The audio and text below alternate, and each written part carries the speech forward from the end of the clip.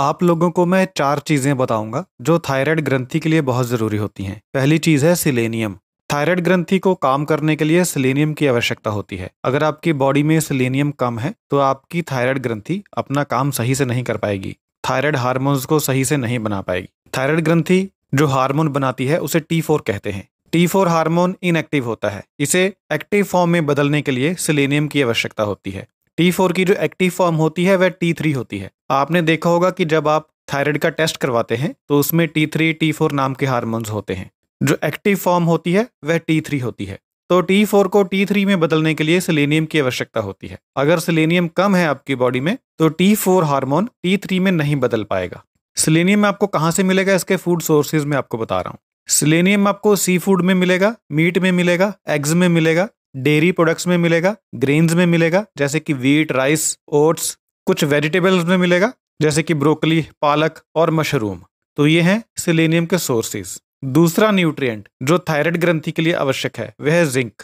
Zinc की आवश्यकता T4 hormone को बनाने के लिए होती है और T4 को T3 में बदलने के लिए होती है। तो अगर आपकी बॉडी में कम जिंक है तो एक तो T4 कम बनेगा और उसके बाद T4 T3 में कम मात्रा में कन्वर्ट हो पाएगा। तो जिंक के सोर्सेज भी आपको बता देता हूँ। मीट, सी फूड, नट्स और सीड्स जैसे कि pumpkin seeds, sesame seeds, cashews. इसके अलावा लीग्यूम्स जैसे कि लेंटिल्स, चिकपीस और बीन्स। डेयरी प्रोडक्ट्स, इसके अलावा होल ग्रेन्स जैसे कि ब्राउन राइस, ओट्स और उसके बाद वेजिटेबल्स जैसे कि पालक, मशरूम। तो इन चीज़ों में जिंक ज़्यादा मात्रा में होता है। तीसरी चीज़ जो थायराइड ग्रंथि के लिए आवश्यक है वह है आयरन। आयरन की आवश्यकता होती है थायराइड हार्मोन को बनाने के लिए। अगर आयरन कम है तो थायराइड हार्मोन नहीं बन पाएगा। और थायराइड ग्रंथि के जितने भी काम होते हैं उन सभी कामों को करने के लिए थायराइड ग्रंथि को आयरन की आवश्यकता होती है। तो आयरन आपको कहाँ से मिलेगा? Red meat, poultry, sea food, दालें, किडनी बीन्स, चिकपीस, टोफू, गहरे रंग की हरी पत्तेदार सब्जियां जैसे पालक, कैले, सरसों का साग, नट्स और बीज जैसे कि पंपकिन सीड्स, कैश्यू, बादाम, इन सब में आयरन अच्छी मात्रा में होता है। चौथी चीज जो थायराइड ग्रंथि के लिए आवश्यक है वह है विटामिन डी। अगर आपकी बॉडी में विटामिन डी कम है तो आपको ऑटो इम्यून थायराइड डिजीज हो सकती है। थायराइड ग्रंथि को रेगुलेट करने के लिए विटामिन डी की आवश्यकता होती है।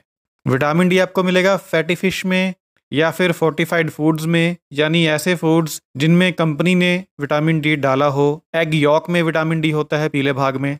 और जो धूप में उगे हुए मशरूम्स होते हैं, जो छाया में उगे हुए मशरूम्स होते हैं, उनमें विटामिन डी नहीं होता। जो मशरूम्स धूप में उगे हैं उनमें विटामिन डी होता है। इसके अलावा सूर्य की धूप से आपको विटामिन डी मिलता है। तो आपको इस बात का ध्यान रखना है कि ये चारों जो न्यूट्रिएंट हैं ये आपकी बॉडी में पूरे होने चाहिए, तभी आपकी जो थायराइड ग्रंथि है वह अपना काम कर पाएगी, सही मात्रा में थायराइड हार्मोन बना पाएगी और जो इनएक्टिव फॉर्म है थायराइड हार्मोन की T4 उसको एक्टिव फॉर्म यानी कि T3 में बदल पाएगी।